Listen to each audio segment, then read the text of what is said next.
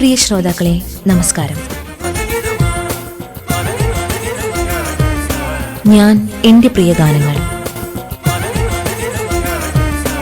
ഇന്ന് ഞാൻ എൻ്റെ പ്രിയ ഗാനങ്ങളിൽ അതിഥിയായി പങ്കെടുക്കുന്നത് ആർട്ട് അധ്യാപകനും സഞ്ചാരിയും ഫോട്ടോഗ്രാഫറുമായ ആത്രേയം ചന്ദ്രശേഖരൻ നായർ. സ്റ്റുഡിയോയിൽ ഒപ്പം MS ആശ.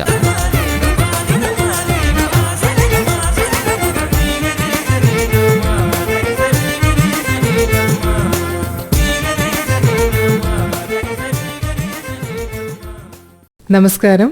കലയുടെയും പ്രകൃതിയുടെയും പാട്ടുകളുടെയും വിസ്മയകരമായ ലോകത്തേക്ക് നമുക്ക് ഇന്ന് സ്വാഗതം ചെയ്യാനുള്ളത് ആർട്ടിസ്റ്റ് ആത്രേയം ചന്ദ്രശേഖരൻ നായരെയാണ്. മാവേലിക്കരയുടെ സാംസ്കാരിക പശ്ചാത്തലത്തിൽ നിന്ന് വളർന്ന് തന്റെ കലാജീവിതം കൊണ്ടും അധ്യാപന ജീവിതം കൊണ്ടും ശ്രദ്ധേയനായ വ്യക്തിയാണ് ശ്രീ ആത്രേയം ചന്ദ്രശേഖരൻ നായർ. ചിത്രകാരൻ എന്നതിലുപരി ഓയിൽ പെയിന്റിംഗിലും പോർട്രേറ്റുകളിലും തനതായ ശൈലി രൂപപ്പെടുത്തിയ അദ്ദേഹം ഇന്ത്യയിലുടനീളം ലൈവ് പെയിന്റിംഗ് ഡെമോൺസ്ട്രേഷനുകൾ നടത്തിയിട്ടുണ്ട്. ഇന്നൊരു വന്യജീവി ഫോട്ടോഗ്രാഫർ എന്ന നിലയിലും സഞ്ചാരി എന്ന നിലയിലും തന്റെ പുതിയ വിസ്മയങ്ങൾ തേടിക്കൊണ്ടിരിക്കുന്ന കലയെ സാധാരണക്കാരിലേക്ക് എത്തിക്കാൻ ശ്രമിക്കുന്ന ശ്രീ ആത്രേയം ചന്ദ്രശേഖരൻ നായരെ നമുക്ക് ഹൃദയപൂർവ്വം ഈ പരിപാടിയിലേക്ക് സ്വാഗതം ചെയ്യാം. ഞാൻ എൻ്റെ പ്രിയ ഗാനങ്ങൾ പരിപാടിയിലേക്ക് സ്വാഗതം സർ. നമസ്കാരം. അപ്പോൾ സാർ ജനിച്ചതൊക്കെ ചങ്ങനാശ്ശേരിയിലാണെങ്കിലും എൻ്റെ തട്ടകം മാവേലിഗിരിയായിരുന്നു. അവിടുത്തെ കോളേജ് ഓഫ് ഫൈൻ ആർട്സ് ആണ് എന്നെ ഞാനാക്കി വളർത്തിയത്. അപ്പോൾ അച്ഛൻ ഒരു സെൻട്രൽ ഗവൺമെന്റ് ജീവനക്കാരനായിരുന്നു. അച്ഛൻ സെൻട്രൽ ഗവൺമെന്റ് ജീവനക്കാരനായിരുന്നു.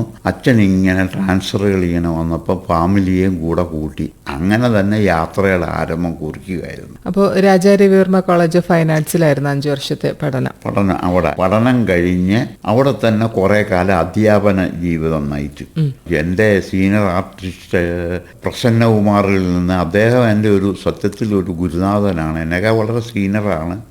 അദ്ദേഹത്തിൽ നിന്ന് ഒരുപാട് വർക്കുകൾ പഠിക്കാൻ സാധിച്ചു. അങ്ങനെയാണ് ബാത്തിക് പെയിൻറ്റിങ്ങിൽ എന്നെ പ്രവീണനാക്കിയത്. കുട്ടിക്കാലത്തെ ഈ കലയിലോടുള്ള ആഭിമുഖ്യം എങ്ങനെയാണ് തിരിച്ചറിഞ്ഞത്? ഈ കുട്ടിക്കാലത്ത് തന്നെ ഞാൻ കലയിൽ വളരെ ഈ ചിത്രകലയാണ്. എൻ്റെ കുടുംബത്തിലെ ഒരു അംഗമാണ് മാവേലിക്കര ശങ്കരൻകുട്ടി നായർ എന്ന് പറഞ്ഞ മൃദംഗ വിദ്വാൻ. അദ്ദേഹമാണ് എൻ്റെ ഇത് കണ്ടുപിടിച്ച് രാജാരവിവർമ്മയെ കൊണ്ട് ചേർത്ത് പഠിപ്പിക്കണമെന്ന് മുൻതൂക്കം എടുത്ത് ഒരുപാട് പ്രോത്സാഹനം തന്നിട്ടുണ്ട്. അദ്ദേഹമാണ് എന്നെ രവിവർമ്മയിൽ കൊണ്ട് ചേർക്കുന്നതെന്ന് പറഞ്ഞാൽ അവിടെ ആപ്റ്റിറ്റ്യൂഡ് ടെസ്റ്റ്, ഇൻ്റർവ്യൂ ഇതെല്ലാം കഴിഞ്ഞ് റാങ്ക് ലിസ്റ്റ് അനുസരിച്ചാണ് എനിക്ക് കിട്ടിയത്. ആദ്യത്തെ വർഷം തന്നെ 1ാം റാങ്കും അക്കാദമി സ്കോളർഷിപ്പും കിട്ടി. അങ്ങനെ തേർഡ് ഇയറിൽ പഠിച്ചുകൊണ്ടിരിക്കുമ്പോഴാണ് അന്ന് വിശ്വചിത്രകാരനെ KK ഹെബ്ബാർ വരികയും അപ്പോൾ അദ്ദേഹത്തിന് രാജാരവിവർമ്മ അന്ന് ഇൻസ്റ്റിറ്റ്യൂട്ട് ഓഫ് ഫൈൻ ആർട്സ് ആയി. ഞാൻ പഠിക്കുന്ന കാലത്ത് സ്കൂൾ ഓഫ് ആർട്സ് ആയിരുന്നു. അന്നും 5 വർഷ പഠനം. ഇൻസ്റ്റിറ്റ്യൂട്ട് ഓഫ് ഫൈൻ ആർട്സ് ആയപ്പോഴും 5 വർഷത്തെ പഠനം. ഞാൻ കൂടുതലും ഈ ഗ്രാമീണ കലകളെ വളരെ ഇഷ്ടപ്പെടുന്ന ഗ്രാമീണ ശൈലി ചെയ്തുകൊണ്ടിരുന്നപ്പോൾ അത് KK ഹെബ്ബാറിന് ഇഷ്ടപ്പെടുക. അങ്ങനെ ഒരു പെയിന്റിങ് അദ്ദേഹം കൊണ്ടുപോവുകയും ചെയ്തു. അദ്ദേഹം ചിത്രകല കൊണ്ടുപോയതിനു ശേഷം എന്തെങ്കിലും അവസരങ്ങൾ വന്നിട്ടുണ്ടോ? അവസരങ്ങൾ പല പെയിന്റിങ്ങുകളും ഒക്കെ പലരും വിലയ്ക്ക് എടുത്തിട്ടുണ്ട്. പോർട്രേറ്റുകൾ ധാരാളം ചെയ്യുമായിരുന്നു അന്ന് ഞങ്ങളുടെ നാട്ടുകാർ. അല്ലാതെ അന്നത്തെ തലമുറ എൻ്റെ കുട്ടിക്കാലത്ത് ഞാൻ അതിനെ ആസ്പദമാക്കി കുറേയേറെ ഓണാട്ടുകാരുടെ ഭാഷ എൻ്റെ വീട്ടിൽ വന്ന് ചെയ്യുന്ന ചില ആൾക്കാരൊക്കെ ഉണ്ട്.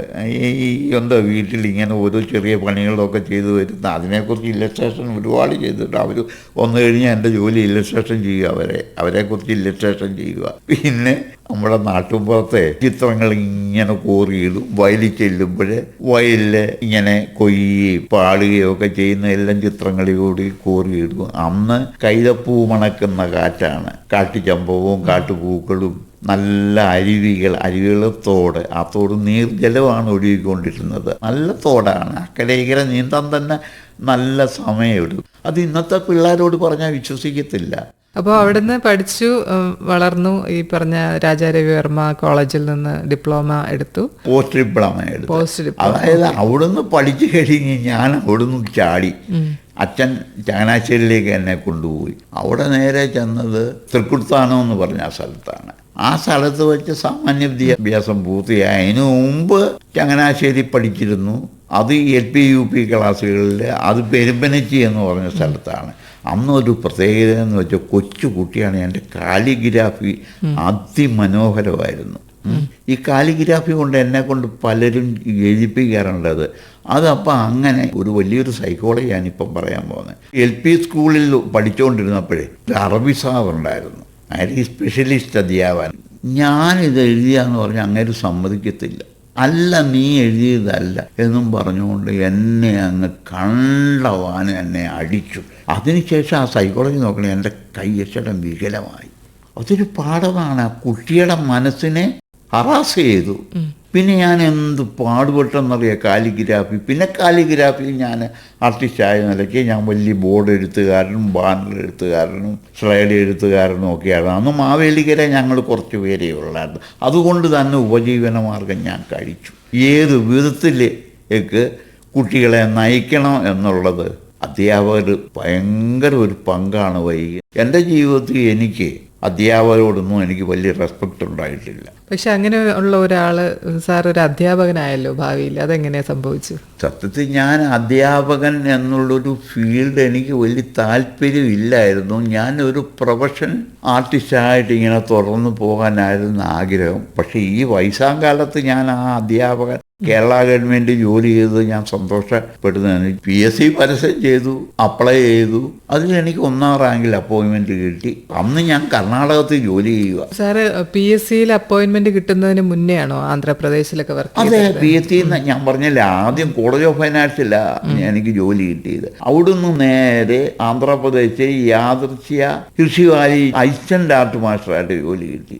അവിടുന്നാണ് ഈ batik art, tie and dye, ഈ ലെതർ ക്രാഫ്റ്റ്, എച്ചിങ് ഇതൊക്കെ പഠിച്ചത്. അത് സത്യത്തിൽ നാഷണൽ ഡിപ്ലോമ മദ്രാസിലുണ്ട് പഠിക്കാൻ, ഞങ്ങളുടെ സിലബസിലില്ല.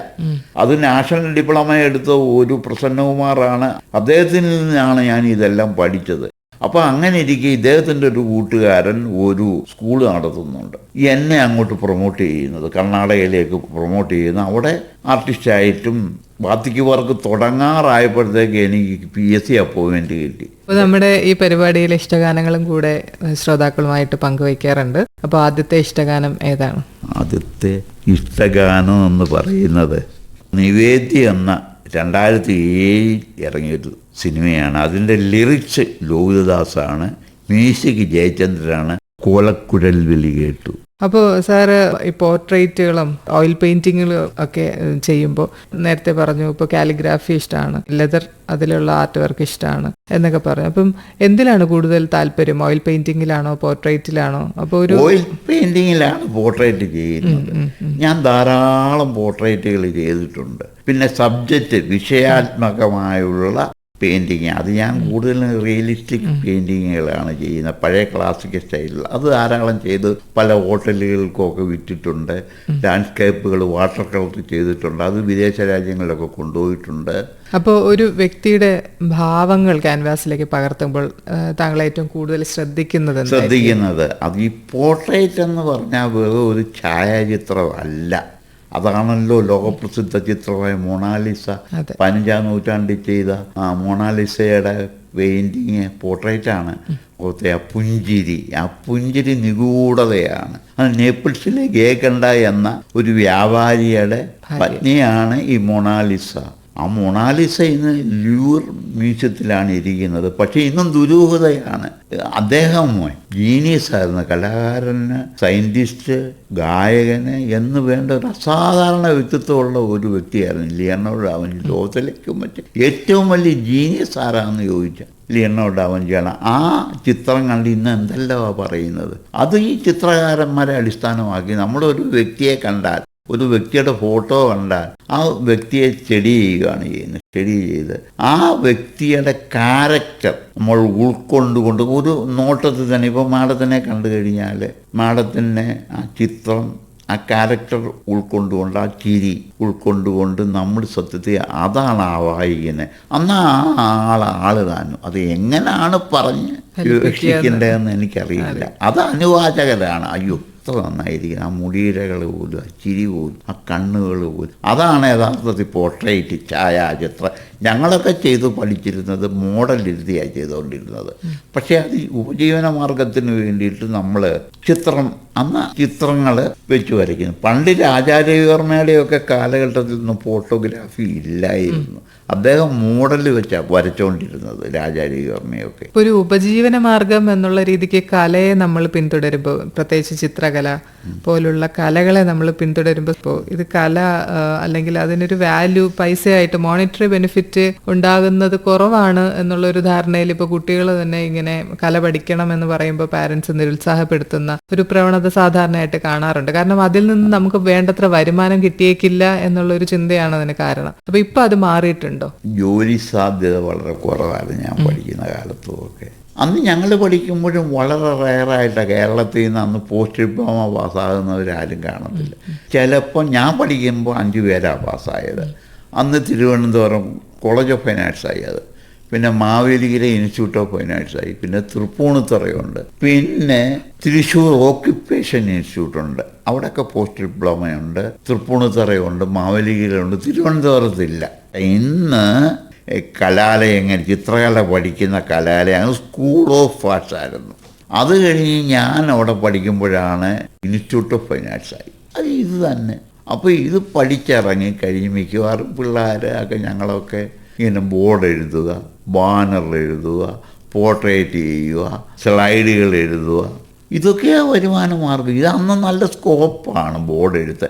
അത് കഴിഞ്ഞ് ആ ഫ്ലെക്സിലേക്ക് വന്നു, സ്ലൈഡുകളൊക്കെ ഫോട്ടോ സ്ലൈഡായി മാറി. അങ്ങനെ ഗ്രാജുവലായിട്ട് അതൊരു പുരോഗമനത്തിലേക്ക് ചെല്ലുകയാണ്. അന്നത്തെ കാലത്ത് ചിത്രകല കളിക്കാൻ പോകുന്നില്ല, ആരും പ്രോത്സാഹിപ്പിക്കാറില്ല. പിന്നെ എനിക്കിത് പഠിച്ചു പോകുമെന്ന് വാശിയായിരുന്നു. അപ്പം പറഞ്ഞു, എനിക്ക് ഇഷ്ടം, നീ പോയി പഠിച്ചു. അതിന് കോളേജിനടുത്ത് തന്നെയായിരുന്നു എൻ്റെ വീട്. നീ പോയി പഠിച്ചു. അങ്ങനെ പഠിച്ചു. ഈ പ്രകാശമുണ്ടല്ലോ, ഈ പ്രകാശത്തിൻ്റെ അത് തന്നെ ഒരു കോഴ്സുണ്ട് കേട്ടോ ഈ സ്കൂൾ ഓഫ് ഡ്രാമയിൽ. ഈ പ്രകാശത്തിൽ തന്നെ എന്തെല്ലാം അത്ഭുതങ്ങളാണ് കാണിക്കാവുന്നത്.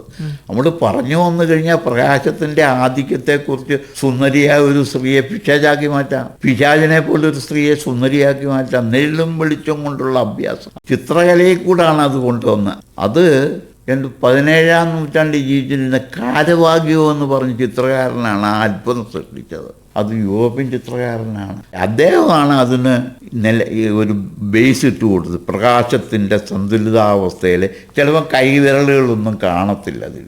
അന്നത്തെ കാലത്ത് അവന് വരയ്ക്കാൻ അറിയാഞ്ഞിട്ടാണ്. അതുകൊണ്ട് ഈ ഇഷ്ടത്തിരിക്കുമ്പോൾ നാടകീയമായ നെല്ലും വെളിച്ചവും കൊടുത്ത് ഇരിക്കുമ്പോഴേ നമ്മുടെ കൈ കിടക്കണം, ഒരു വശം ഷെയ്ഡ്, ഒരു വശം ലൈറ്റ്. അതിനെ കലാലോകത്തിലേക്ക് ഇംപ്ലിമെൻ്റ് ചെയ്തത് റംഫറണ്ട് എന്ന് പറഞ്ഞ അതുല്യ കലാകാരനാണ് റംഫറണ്ട്. അദ്ദേഹമാണ് അത് ഇംപ്ലിമെൻ്റ് ചെയ്തത്. അന്നേ ഈ ഫോട്ടോഗ്രാഫി ഇല്ലല്ലോ, ആളുകൾ ലൈവ് വന്നായിട്ട് ചിത്രം വരയ്ക്കുകയല്ല, നെല്ലും വെളിച്ചത്തിൽ വരച്ചത്. അതങ്ങ് ഇന്നത്തെ ഭാഷ പറഞ്ഞാൽ ക്ലിച്ച് പിടിച്ചു. അതിൽ നിന്നാണ് സത്യത്തിൽ ഫോട്ടോഗ്രാഫി ഉണ്ടായത്. അന്ന് പിന്നെയുണ്ട് വേറെ വെലാസ്കസ് എന്ന് പറഞ്ഞൊരു ചിത്രകാരന്, വെലാസ്കസ്. അതായത് ഊട്ടയിൽ കൂടെ പ്രകാശം വന്നിട്ട് അത് ലെൻസ് വെച്ച് ഭിത്തിയിൽ പതിപ്പിച്ച് ചിത്രങ്ങൾ വരച്ച് തലതിരിഞ്ഞാണ് വരുന്നത്. ആ ചിത്രം വരച്ച് ആ ലാൻഡ്സ്കേപ്പുകളൊക്കെ അങ്ങനെ വരച്ച ഒരാളാണ് വെലാസ്കസ്. അപ്പം ഞാൻ പറഞ്ഞു വന്ന അന്ന് ഫോട്ടോഗ്രാഫി ഒന്നും ഇല്ല.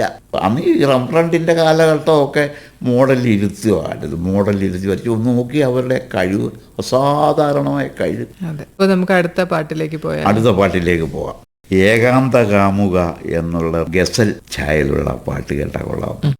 അപ്പോൾ താങ്കൾ ചിത്രകലയിൽ നിന്ന് എങ്ങനെയാണ് വന്യജീവി ഫോട്ടോഗ്രാഫിയിലോട്ട്? അത് അടിസ്ഥാനപരമായിട്ട് എനിക്ക് ഫോട്ടോഗ്രാഫി എനിക്ക് ഭയങ്കര ഇൻട്രസ്റ്റ് ആണെന്ന് പറഞ്ഞാൽ, ഞാൻ സാമാന്യ വിദ്യാഭ്യാസം കഴിഞ്ഞിട്ട് എൻ്റെ ശേഷം മധ്യപ്രദേശിലായിരുന്നു. ആ മധ്യപ്രദേശിൽ എന്നെ കൊണ്ടുപോയി ഫോട്ടോഗ്രാഫി പഠിക്കുകയും.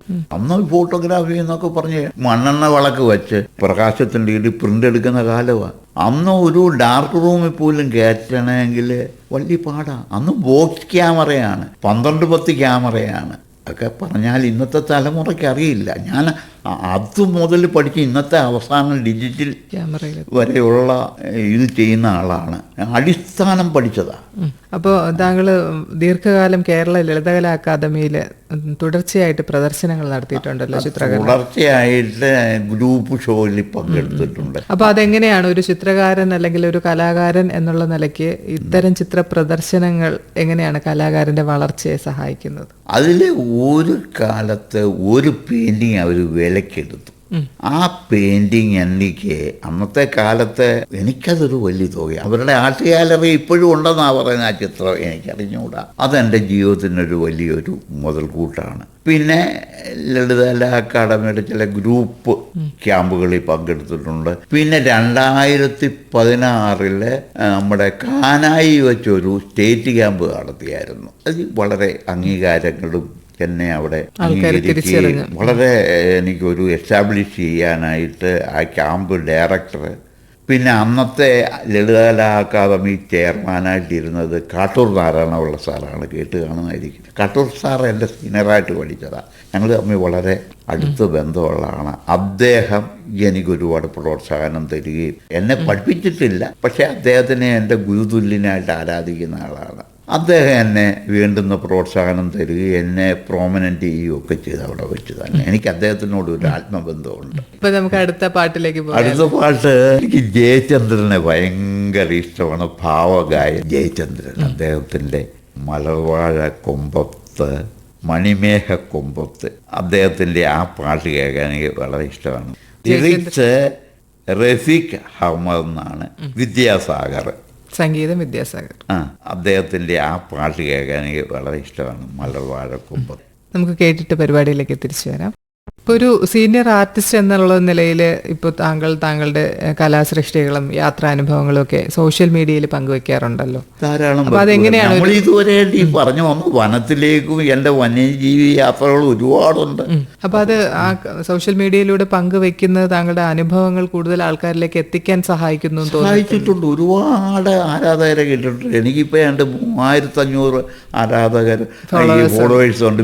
പിന്നെ റിക്വസ്റ്റ് ചെയ്ത് ഞാൻ എടുക്കുന്നില്ലെന്ന് വെച്ചു. ഇപ്പം ഞാൻ സോഷ്യൽ മീഡിയയിൽ മൗനമാണ്. ഞാനിപ്പം വായന, എനിക്ക് ഒരു ലക്ഷക്കണക്കിന് രൂപയുടെ ലൈബ്രറി ഉണ്ട് എനിക്ക്.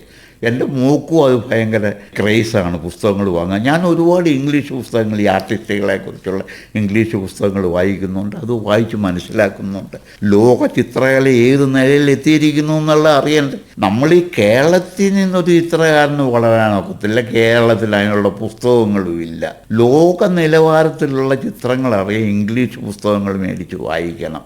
അതായത് റംബ്രണ്ട്, കാരവാഗിയോ, ലിയനാർഡോ ഡാവിഞ്ചി, മൈക്കൽ ആഞ്ചലോ, റൂബിൻസ്, ടിഷ്യാന്, അങ്ങനെയുള്ള മഹാരഥം, വെലാസ്കസ്, വെർമീർ, റാഫേല്.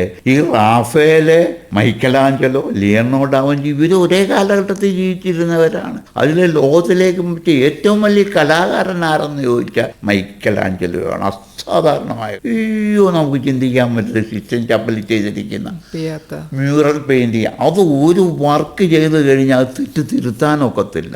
4 വർഷം ഇങ്ങനെ കിടന്നുകൊണ്ട് അദ്ദേഹം ഈ മ്യൂറൽ ചെയ്തു എന്ന് പറഞ്ഞാലേ അദ്ദേഹം കലയ്ക്ക് വേണ്ടി ജീവിച്ച ഒരു മഹാ മനുഷ്യനായിരുന്നു. പിയാത്തയും ഡേവിഡും ഒക്കെ. അതെ, പിയാത്തോ ഡേവിഡൊക്കെ അതിനെ വെല്ലാൻ ഒരു ശില്പങ്ങളുണ്ടോ ഇന്ന്? ഞാൻ പറയുന്നത് ലോകത്തിലേക്കും പറ്റിയ ഏറ്റവും വലിയ കലാകാരൻ മൈക്കലാഞ്ചലോ ആണ്. ലോകത്തിലേക്കും പറ്റിയ ഏറ്റവും വലിയ ജീനിയസ് എന്ന് പറഞ്ഞ ലിയനാർഡോ ഡാവിഞ്ചിയാണ്. അദ്ദേഹത്തിൻ്റെ അന്ത്യ അത്താഴം, കന്യാമാതാവും കുട്ടികളും, അതൊക്കെ അസാധാരണ പെയിൻറ്റിങ്ങുകളല്ലേ. പിന്നെ അദ്ദേഹം എന്തെല്ലാമാണ് സത്യത്തിൽ അനോട്ടമി എന്ന് പറഞ്ഞ കലാലോകത്തിൽ എത്തിച്ചു കൊടുത്തത് ഡാവിഞ്ചിയാണ്. പിന്നെ ഇവരുടെ എല്ലാം കർത്താവായിരുന്നു റാഫേൽ. ഒരു യാത്രികൻ എന്ന നിലയിൽ താങ്കൾ ഒരുപാട് യാത്രകൾ ചെയ്തിട്ടുണ്ടാവുമല്ലോ. അപ്പോൾ യാത്രകളിൽ സാധാരണക്കാർക്ക് ലഭിക്കാത്ത എന്ത് അനുഭവമാണ് ഒരു കലാകാരന് ലഭിക്കുന്നത്? സാധാരണക്കാർ കാണുന്ന കാഴ്ചകളായിരിക്കില്ലല്ലോ ഒരു കലാകാരൻ. തീർച്ചയായിട്ടും കലാകാരൻ ഒരു റൊമാൻറ്റിക്കായി, അത് പ്രകൃതിയോട് എപ്പോഴും പ്രകൃതിയെ അവൻ ഇഷ്ടപ്പെടുന്നത്.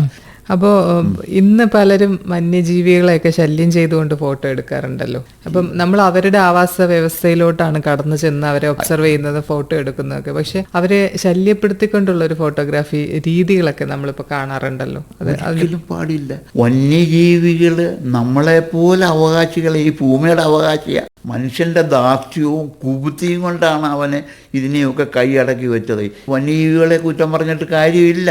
ഓരോ വന്യജീവിക്കും വഴിത്താരയുണ്ട്. കിഴക്ക് പോകാനുള്ള വഴിത്താരയുണ്ട്. ആ കിഴക്ക് പോകുന്നിടത്ത് കൊണ്ടൊന്ന് കുരുക്ക് വെക്കുക. ഞാൻ കണ്ടത് ആനത്താരയുടെ വാതിക കൊണ്ടുവന്ന് വീട് വെച്ച് കഴിഞ്ഞാൽ ആനയ്ക്ക് പോകാൻ ഈ ആനകൾക്കൊക്കെ പോകാൻ ആനത്താരയുണ്ട്. അല്ല ചുമ്മാ അങ്ങ് കാട് കയറി പോകുന്നതല്ല. ഇപ്പം ഞാൻ പറഞ്ഞില്ലേ, ഈ വഴിയിൽ ആനകളെ കാണുന്ന ഉടനെ വണ്ടി നിർത്തി ഫോട്ടോ എടുക്കും. സത്യത്തിൽ ആ വഴി എന്ന് പറഞ്ഞ ആനയുടെ സഞ്ചാരപാതയാണ്, അതിൻ്റെ നടുക്കൂടാണ് ഈ വഴി പോകുന്നത്. ഞാൻ വഴി വേണ്ടാന്നോ വേണമെന്നോ അല്ല പറഞ്ഞത്, നമുക്ക് വികസനം വേണം. ഗാർഗിൽ പറഞ്ഞ എന്താ വയനാട്ടിനെ കുറിച്ച്? മാധവ് ഗാർഗിൽ എന്താ പറഞ്ഞ? ദുരന്തമുണ്ട്. ഞാൻ വയനാട് ഒരുപാട് സഞ്ചരിച്ച വയനാട്, അതിലെ ഒരുപാട് വന്യജീവികളെ ഞാൻ പടങ്ങൾ എടുത്തിട്ടുണ്ട്, വീഡിയോ എടുത്തിട്ടുണ്ട്. അപ്പോഴും ഗാർഗിൽ പറഞ്ഞ എന്താ, ഉടനെ കൊണ്ട് ഇവിടെ സംഭവം നടക്കാൻ പോകുന്ന പ്രകൃതി. എന്നുവെച്ചാൽ ഈ മലകളെല്ലാം ഇടിച്ചു നിരത്തി വീട് വെക്കുക, ഇതെല്ലാം പ്രകൃതിയുടെ ആവാസ വ്യവസ്ഥ ചോദ്യം ചെയ്യുന്നതാണ്. ഈ കുന്നിൻ്റെ അടി തുറന്നാൽ ബാലൻസിങ് പോയില്ലേ, അപ്പോൾ അതിങ്ങനെ പൊട്ടുക. അതാണ് ഉരുൾപൊട്ടലെന്ന് പറയും. മുകളിലെ അതിൻ്റെ സെൻസിറ്റീവ്, അതിൻ്റെ ഗ്രാവിറ്റി, അതിൻ്റെ ഡെൻസിറ്റി താങ്ങാനാവാതെ വരുമ്പോൾ അതെന്ത് ചെയ്യും? താഴെ വീഴും. ഈ താഴെ വീഴുന്ന കൂട്ടത്തിൽ അനേക ജനങ്ങൾ മരിക്കും, വീടുകൾ നശിക്കും. അത് നമ്മൾ വരുത്തി വെക്കുന്ന, നമ്മൾ ഇതിനെ കുറ്റം പറഞ്ഞിട്ട് കാര്യമില്ല. ഓരോ മൃഗങ്ങൾക്കും അതിൻ്റേതായ വഴിത്താരകളുണ്ട്. ആ വഴിത്താരകളെ നമ്മൾ തടഞ്ഞു നിർത്തി അത് ബഹളം വെക്കും. വീടുണ്ടെങ്കിൽ തല്ലിപ്പറിക്കും. സത്യത്തിൽ ഈ മൃഗങ്ങളൊക്കെ സത്യം പറഞ്ഞാൽ എൻ്റെ അനുഭവത്തിൽ സാധുക്കളാണ്. ഒരു മൃഗങ്ങൾ അനാവശ്യമായിട്ട് കൊല്ലത്തില്ല. അപ്പം വികസനവും വന്യജീവികളുടെ ആവാസ വ്യവസ്ഥയെ സംരക്ഷിച്ചുകൊണ്ട് മനുഷ്യനും മൃഗത്തിനും തുല്യമായ ഒരു പങ്കാളിത്തമുള്ള ഒരു വികസനമായിരിക്കണം നമ്മുടെ നാടിന് ആവശ്യമെന്നാണ്. തീർച്ചയായിട്ടും. എന്നുവെച്ചാൽ വന്യജീവികളെ കൊന്നൊടുക്കാൻ പറ്റുമോ? അന്നാലെ കൊന്നൊടുക്കണമെന്ന് തോന്നിയാൽ വേറൊരു കാര്യമുണ്ട്. വനങ്ങളുടെ നിലനിൽപ്പിനെ മാനുകളുടെ ആവാസ വ്യവസ്ഥ നമുക്ക് വലിയ ബുദ്ധിമുട്ടാണ്. അതുകൊണ്ട് പ്രകൃതി ഒടുക്കിയ ഒരു ആവാസ വ്യവസ്ഥയാണിത്. അങ്ങനെ പ്രകൃതി അതിനെ നിയന്ത്രിക്കും. നമുക്ക് അടുത്ത പാട്ടിലോട്ട് പോയാലോ? നമുക്കൊരു കാര്യം ചെയ്യും, ഒരു അടിപൊളി പാട്ട് വെച്ചാൽ മിന്നൽ പാടാന്നുള്ള പാട്ട്. മിന്നൽ വള, നരിവേട്ടയിലെ ഈ പാട്ട് കൂടെ നമുക്ക് കേൾക്കാം. ശ്രീ ആത്രേയൻ ചന്ദ്രശേഖരൻ നായരുമായുള്ള ഹൃദ്യമായ സംഭാഷണം ഇവിടെ പൂർണ്ണമാവുകയാണ്. മാവേലിക്കരയുടെ മണ്ണിൽ നിന്നും തുടങ്ങി രാജാ രവിവർമ്മ കോളേജ്, ഋഷി വാലി സ്കൂൾ എന്നിവിടങ്ങളിലൂടെ കടന്നുപോയ താങ്കളുടെ സുദീർഘമായ അധ്യാപന ജീവിതവും ക്യാൻവാസിൽ താങ്കൾ തീർത്ത വിസ്മയകരമായ ഓയിൽ പെയിന്റിങ്ങുകളും പോർട്രേറ്റുകളും കാടിന്റെ വന്യത തേടിയുള്ള യാത്രകളും വന്യജീവി ചിത്രങ്ങളും തീർച്ചയായും പുതിയ തലമുറയിലെ കലാകാരന്മാർക്ക് വലിയൊരു പ്രചോദനമാണ്. താങ്കളുടെ നീണ്ട കലാസപര്യ ഇനിയും ഉജ്ജ്വലമായി തുടരട്ടെ എന്ന് ആശംസിക്കുന്നു. വിശ്രമ ജീവിതത്തിലും കലയെയും പ്രകൃതിയെയും നെഞ്ചോട് ചേർക്കുന്ന താങ്കൾക്ക് വരാനിരിക്കുന്ന എല്ലാ യാത്രകൾക്കും ചിത്രപ്രദർശനങ്ങൾക്കും ഹൃദയം നിറഞ്ഞ ആശംസകൾ നേരുന്നു. പരിപാടിയിൽ പങ്കെടുത്തതിന് ആകാശവാണിയുടെ പേരിൽ നന്ദി അറിയിക്കുകയാണ്. നന്ദി, നമസ്കാരം. എൻ്റെ ഹൃദയമായ നന്ദി അറിയിക്കട്ടെ ആകാശവാണിക്കും ഇത് കേട്ടുകൊണ്ടിരിക്കുന്ന കേൾവിക്കാർക്കും.